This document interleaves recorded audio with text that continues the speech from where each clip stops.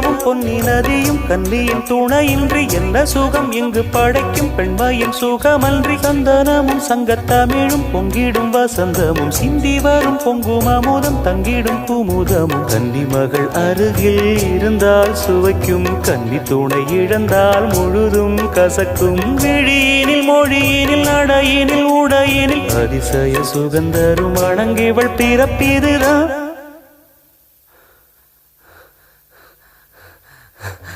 மண்ணில் இந்த காதலன்றி யாரும் வாழ்தல் கூடுமோ